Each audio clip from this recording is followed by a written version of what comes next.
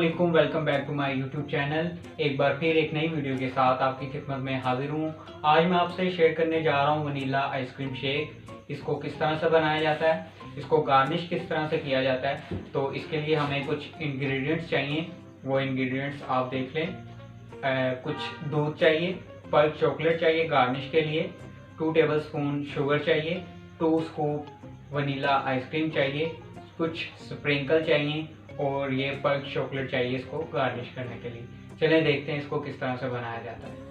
For looking more updates, please subscribe my channel and click the bell icon. 2 scoops vanilla ice cream add करेंगे।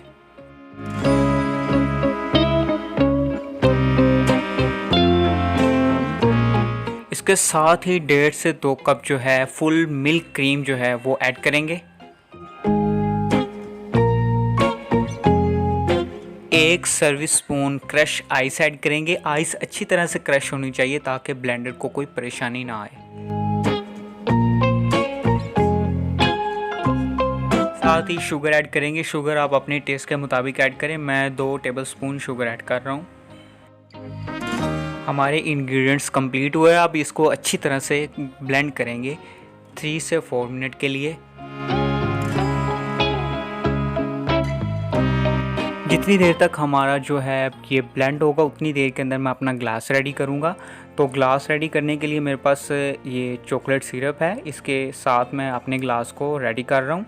अगर आपको chocolate syrup पसंद भी नहीं है तो आप इसे गार्निश इस तरह से कर सकते हैं। इसका जायका जो है वो उसके अंदर मिक्स नहीं होता है।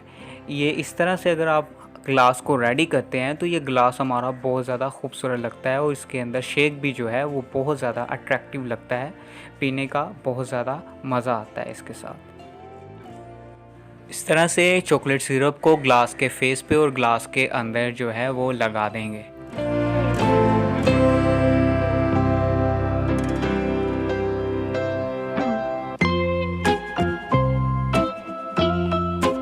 अब लॉन्ग टेल स्पून की मदद से ग्लास की सरफेस पे यूं फैला देंगे चॉकलेट सिरप को। यूं हमारा जो ग्लास है वो बहुत ज़्यादा खूबसूरत लगेगा।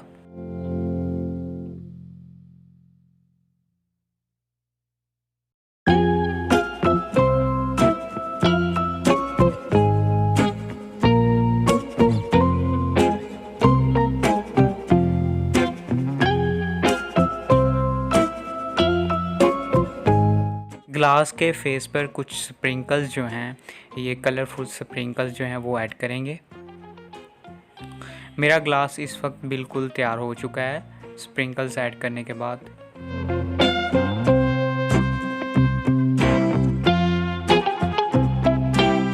अब मेरा जो वनीला आइसक्रीम शेक है वो इसके अंदर मैं पोर करूँगा इस तरह से। अभी भी इसकी कुछ गार्निशिंग रहती है, वो भी मैं बता देता हूँ किस तरह से करेंगे हम।